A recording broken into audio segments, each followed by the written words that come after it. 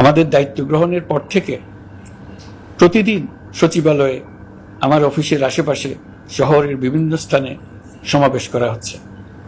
গত 16 বছরের অনেক দুঃখ কষ্ট আপনাদের জমা আছে, সেটা আমরা বুঝি। আমাদের যদি কাজ করতে না দেন, তাহলে এই দুঃখ ঘোচানোর সকল পথ বন্ধ হয়ে যাবে। আপনাদের কাছে একান্ত অনুরোধ, আমাদের কাজ করতে দেন। আপনাদের যা চাওয়া তা লিখিতভাবে আমাদেরকে দিয়ে যান। আমরা আপনাদের বিপক্ষ দল নয়। আইনসঙ্গতভাবে যা কিছু করার আছে আমরা অবশ্যই তা করব, কিন্তু আমাদেরকে ঘেরাও করে এই গুরুত্বপূর্ণ দিনগুলোতে আমাদের কাজে বাধা দেবেন না।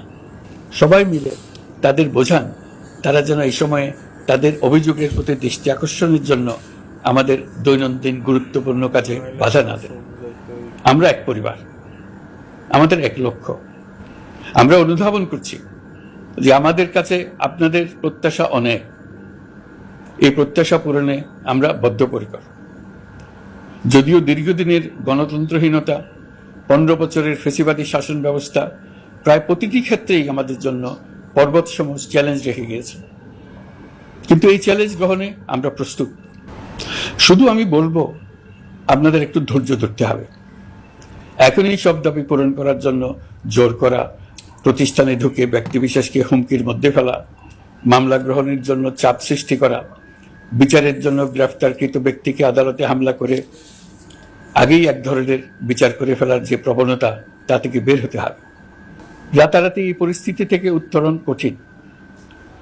নড়বড়ে এক কাঠামো, আমি বরং বলবো জনস্বার্থের বিপরীতমুখী এক কাঠামোর উপর দাঁড়িয়ে আমাদেরকে দেশ পুনর্গঠনের কাজে হাত দিতে হয়েছে। আমরা এখান থেকেই বাংলাদেশকে এমনভাবে করতে চাই যেন এদেশে জনগণই সত্যিকার অর্থে সকল ক্ষমতার উৎস হয়, বিশ্ব দরবারে একটি মানবিক ও কল্যাণকর রাষ্ট্র হিসেবে সমাদৃত হয়। তরুণ প্রজন্ম, শিক্ষার্থী ও জনতার আত্মত্যাগের প্রতি সম্মান জানাতে রাষ্ট্র সংস্কারের কাজে সফল আমাদের হতেই হবে। এর আর কোনো বিকল্প নেই।